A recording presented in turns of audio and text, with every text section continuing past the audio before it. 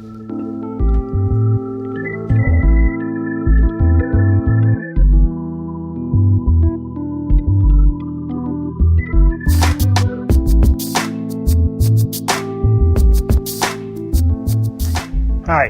my name is Joe Cernik. I'm a member of the faculty here at Lindenwood University in St. Charles, Missouri, and this is a show called Insight. We discuss books on politics, both domestically and internationally. Sometimes we talk about books from a historical perspective to see if they provide some insight on the present, and sometimes broader atmospheric or trend analysis books. I guess this current book fits that last one. It's not precisely fitting into a political area, but it has some political overtones. It's written by Greta Eagan, and the title of the book is called Wear No Evil: How to Change the World with Your Wardrobe. Now, joining me on the show today are two Lindenwood University students. To my immediate right is Anna Reynolds, and to Anna's right is Eric Bideri. So I wanted to read an opening quote from the book, and then we can jump into a discussion about this. The author writes, "Odds are that if you picked up this book, you too are wondering where doing good and looking good come together. My hope is that this book will guide your awareness and your actions, because small steps add up to big shifts. Our actions today impact the world tomorrow. In other words, we have a choice to play an active role in the world we create and leave behind for our children." I began to wonder, could there be a real movement toward fashion with ethics? This book is about navigating the new frontier of responsible fashion in a way that lets your fashion-conscious heart sing with a clear and uplifted conscience as you re-enter the world knowing how to wear no evil. Absolutely. So the fashion industry is the second largest pollutant next to the oil industry, which makes creating a sustainable and ethical wardrobe seem like a very daunting task. But Eagan breaks this down into a series of 16 smaller tasks for her readers to make a sustainable wardrobe not only achievable but fashionable. I agree exactly with what you just said. And for me, when I was reading it, I didn't have any idea that fashion did such a thing to the world. And reading into it and getting the research that she gave, it just shows how much the fashion industry affects our earth, more than we would even think. And it also shows you that it's not that hard to be eco-friendly or to dress eco-friendly, you know?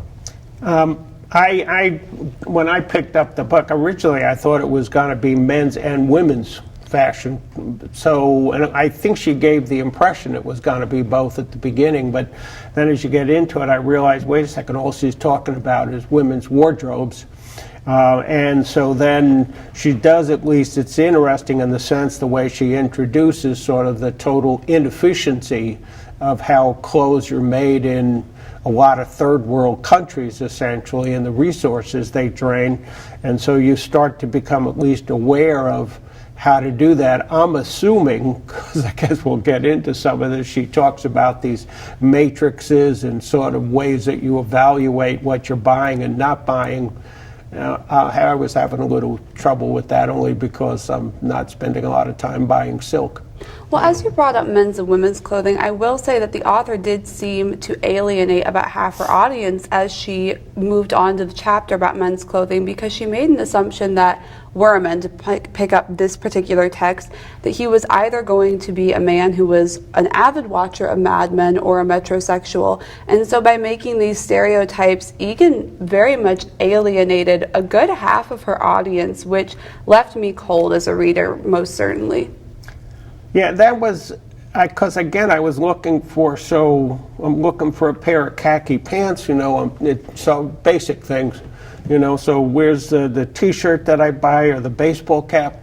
And and I was looking and I'm thinking, who's she talking to? I don't quite know, you know, I understood it from what woman I was thinking, I'm looking at that, but not from the men. Absolutely. So those sort of things, I don't know whether she's planning a follow-up book that specifically addresses what men should do, but it wasn't like that sort of stuff threw me off a bit. Absolutely. Yeah, she's really just going, her audience is the people who are dressing flashy, you know, like people are so into fashion. There's not just the regular person's clothes, like someone who wants to wear sweatpants and a regular t-shirt. It's more, like you said, she was referencing characters, saying like, if you dress like a character from Mad Men and so on, so it's just people who are on the upper scale of style. And even if you look at the prices of some of those things, you know, they don't seem like they're that affordable for the regular person. You'd have to be someone that has a bit of money that's able to spend on. Well, that's why I was wondering, by her emphasizing what appeared to be high-end women's fashion clothes, that she feels if you focus on them, they're the ones that are going to matter as far as being able to change this industry, because she's obviously trying to find some way of sending a message to an incredibly inefficient industry. And I was trying to figure out, I guess, you know, if you say, well, what do you know, a whole bunch of guys this week aren't buying khaki pants, you know, the clothing industry going to go, oh, you know, this is earth-shaking, now we're going to change our ways, or is it got to only affect high-end clothes? It just seemed, in that sense, a little strange. Well, she does argue that as consumers, we play an equal role to the producers because our buy is our vote in what manufacturers are going to produce. And so if we refuse to buy clothes that are not made ethically or clothes that are not made in an eco-friendly manner, then the idea behind this is that, yes, the producers will stop manufacturing these. But she mentions Zara is one of the lines, and that they are known for creating more disposable garments. What is that? I'm trying to figure, I'm not thinking I buy clothes to want them to quickly wear out. And that seemed odd to me too, because a disposable garment just seems very irresponsible, given that in the U.S. alone, there's 13.1 million tons of textile waste, and 95% of that waste is recyclable. And then she mentioned here, the quote was, by 2011, the average American was purchasing 68 new wardrobe items a year, double what they were purchasing in 1991. I was trying to think, I can't think I've ever bought anything near that in a year, you know. I mean, that seems a little bit like an incredibly high number to me. So again, I'm sort of was trying to think, is it a certain fashion world she's in? I mean, there's elements of this book that are very good that I think she should have focused on, the inefficiency of this industry and what it's doing to third world countries. I mean, incredible discouraging stories she talks about, the wasted water that goes into making a pair of jeans, for example. Yeah. And so some of these things to me were very good, but then we head off into like Fifth Avenue high fashion. And she becomes a little more inaccessible. Yeah. And I think what she was trying to mean with that disposable fashion is more of that fast fashion, like H&M, Zara, and all those brands. They create clothes that you can afford, and even if you were to dispose of them, it wouldn't really hurt you because you didn't spend incredible amounts of money. Like if you were buying a nice jacket of like Ralph Lauren or something, that would cost you probably $200 for a jacket. But if you're buying something from Zara, H&M, it's going to cost you like $20 or so. So at the end of the day, if it gets discarded, it's not something that's really hurting you as much as that one that would cost $200. And I think that's what she tried to mean. But at the same time, it's just not economical to just buy things that you're ready to throw out, you know. Yeah, there's one quote, this is the water waste. She says, the average t-shirt takes 700 gallons of water to produce for just one t-shirt. Magnify that water use for a single item across the global textile industry, and it is easy to see that the textile industry uses 100 million gallons of water annually. And so you look at something like that, and when you're hearing about shortage of water that people have to drink, and then you're thinking in terms of, wow, this is quite a drain on water usage to produce 700 gallons of water to produce one t-shirt. I'm trying to think, is that one of those $1.99 ones I see advertised on the side of the road, you know, when you're in a tourist trap? And I think one thing, I wish Eagan would have spent more time talking about the human impact of some of these points that she's making, because if we really stop and consider the water shortages that are happening, they're not happening here where we live. They're happening in these developing countries where we're outsourcing the labor. Sri Lanka, China, Bangladesh, India, that's where these water shortages are happening. So not only are we exploiting labor from these countries, we're exploiting life-sustaining resources, which is hugely unethical. Yeah, I wanted her to explain more on how one T-shirt takes 700 gallons. Because when I read that, it was a big statement that like gets my attention, but then she just continues with her stories and doesn't get deeper into it. Like, I wish she would have explained how exactly it takes 700 gallons to produce just one T-shirt, and I think that would make the person that's reading realize, wow, we're really wasting so much water. I mean, even though you realize you are, but I think it would be taken in deeper if she had explained it more. Yeah, again, she does. Water use by the fashion industry is as intensive as it is dirty. Chemicals, solvents, and toxic dyes are readily used in heaping amounts and spewed into natural waterways without properly being treated. So she talks about something called the Greenpeace Detox Campaign, and that, again, this is that notion that you're putting a lot of toxic material into water that people are going to need to drink from in a lot of places in third world countries. And so as a result, you're doing a lot of harm to the future health of people living in these countries.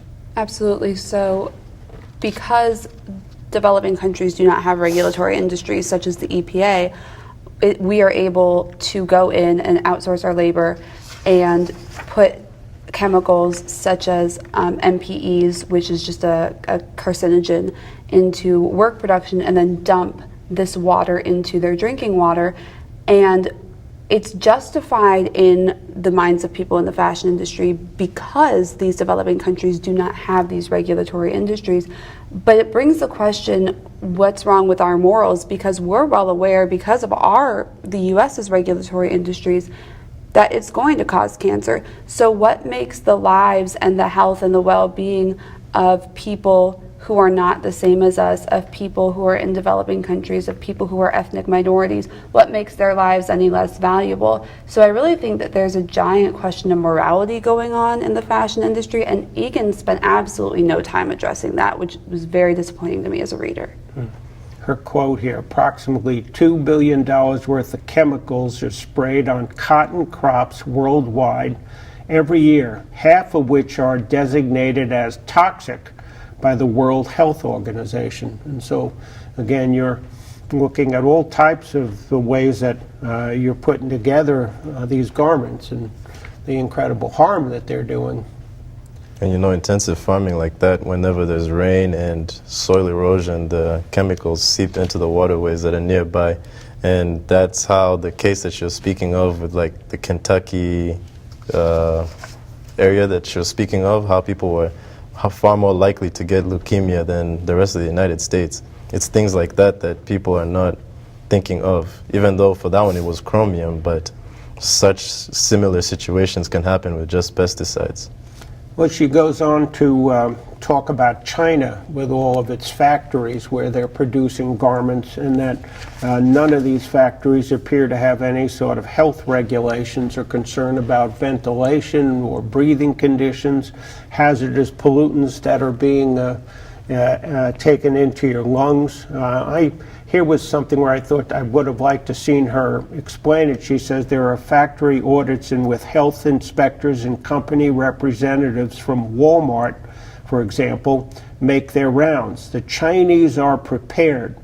They have deemed certain places demonstration factories that meet the government and employment, retail, health, and safety requirements. So you're taking them to a specific location. You mean to tell me Walmart's this, what, naive and stupid, that they know they're being taken to sort of a demonstration plant and they're not saying, no, we want to go and see some of your other ones? Instead, no, we took you to this one here, you saw it, that's it. So it's like, well, wait a second, back up, author. I want to have you explain all that to me. Is what is Walmart? Is this idiotic, or they don't care maybe? It's like, well, give us our cheap materials and that's it. So I was reading that and I was just thinking I wanted to see things like that developed. Absolutely.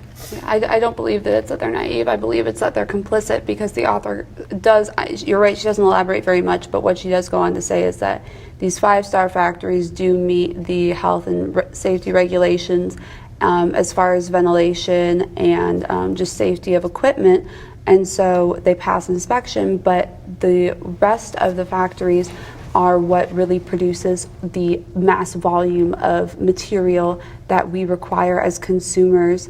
And so in order to meet those requirements and not release all of these toxins into the air, instead they choose to basically poison their workers by having no ventilation system. And companies like Walmart or other mass producers just choose to ignore the risks and be complicit in the poisoning of these workers. It's back to what you're saying. How is it possible that a company like Walmart would go visit one factory and just be okay with it? I mean, you'd have to assume that if they're doing these regular visits, they're not just going to only regularly visit one company. So they would have to ask to visit several. And how many do they really have that they're going to be hiding, like, from the actual ones that they use? And Walmart for sure knows that their cheap products, the reason why they went there was for cheaper products. So they're not going to expect to see something that's high-end that would be like how it would be in the U.S., because that's the sole reason why they went to those poorer countries. Well, she says so. In 2007, production costs for luxury items made in China were 30 to 40% cheaper than those made in Italy. But then China's now apparently might be too expensive, so you're trying to shift to places like India and Vietnam and Bangladesh. And then in those cases, you're starting to have a lot of child labor used with kids as young as 5 years old, because they say the children are very adept at knowing how to do needlework. So, and as a result, again, you're looking at this from the point of view of, in this one case here, she says you had a factory, and I assume, India, where over 1,000 people died in a fire, and the doors were all locked shut, So again, you're looking at this and thinking, okay, so this is what you're wearing. Now, she goes on, and she's got all these matrix things. So, how do you look at some of that? I mean, I'm having little trouble. The integrity index was one of them, and then the integrity index she tries to use to say, okay, now here's how we're going to determine what you should buy and not buy.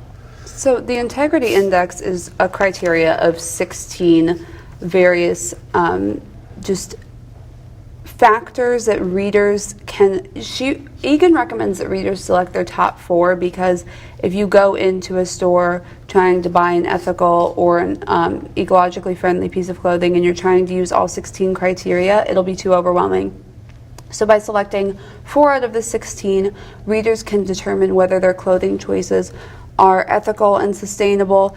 But one thing I noticed as I was reading the criteria for her integrity index is that she glossed over the fair trade aspect. And the fair trade aspect is how workers are treated, whether they have safe working conditions and fair wages, and whether child labor is being used.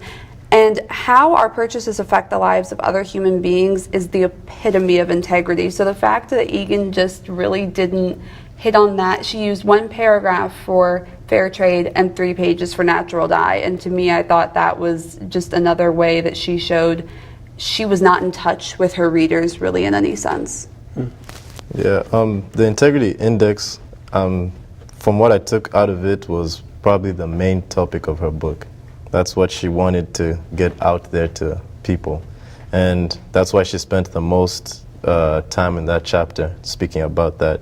And then back to what you were saying with the fair trade agreement and so on, I feel like she didn't speak on it as much because maybe she's not as fully educated on it as much as she should be, because she was saying she's a fashion, she went to fashion school and whatnot.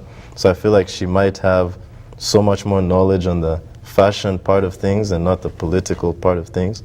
And I think she should have done much more research on that, because she gave out a good point that she could have expanded on. And that is what would have made the readers that are reading the book realize, wow, this is what's actually happening with the textile industry, you know? Well, let's see, I get the feeling she doesn't like Zara. Okay, and she says here, Greenpeace issues a report declares that Zara is the top producer of toxic clothing.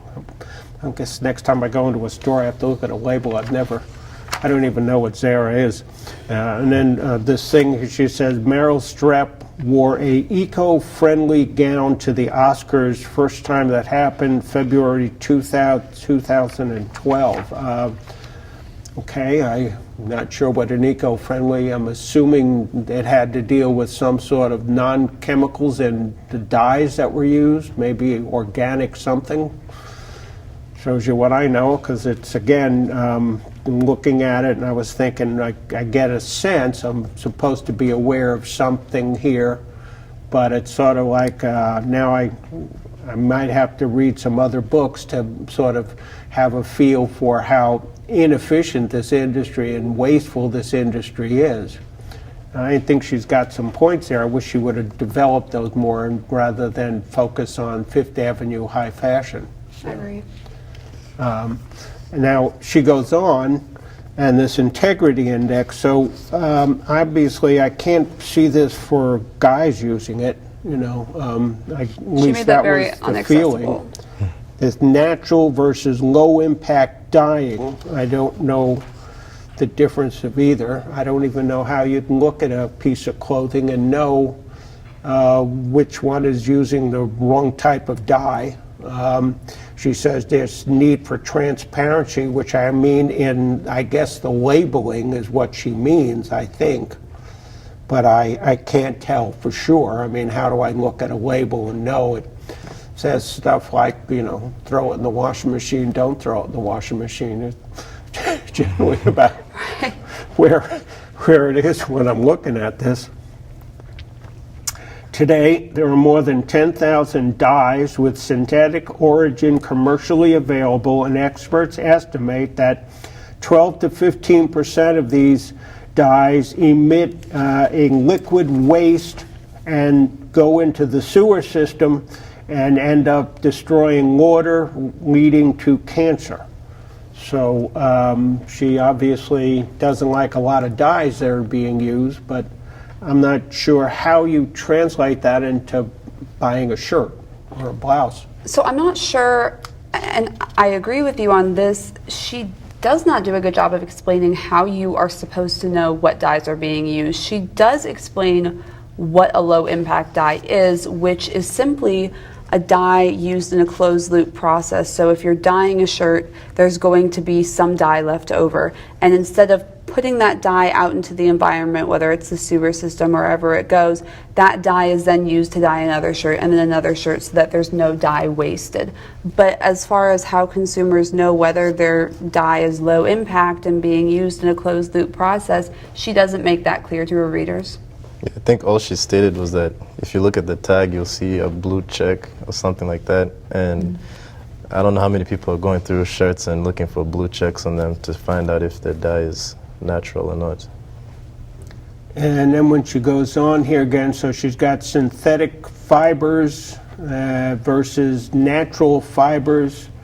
And so again, I was trying to think, how do I apply that to buying something? You know, I mean, trying to figure out exactly if I can. I mean, sort of a conscious awareness raising book is fine, but now if she's trying to apply this to somebody like me walking into a store, and I'm certainly not buying 68 clothing items here, Right. you know, and so I'm trying to think, okay, how do I apply this, and what am I supposed to look for? So it was like after I'm done reading the book, I'm trying to think, okay, I got to walk into a store and take a look. I don't even know what Zara is, and now I feel like I got out of curiosity just take a look.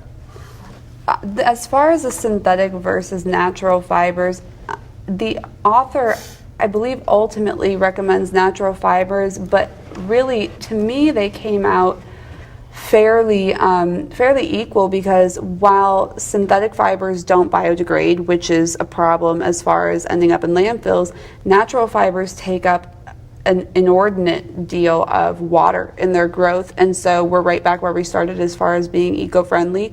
So she really didn't come with a solid point with either one, saying, well, this one's better than the other, as far as what I read.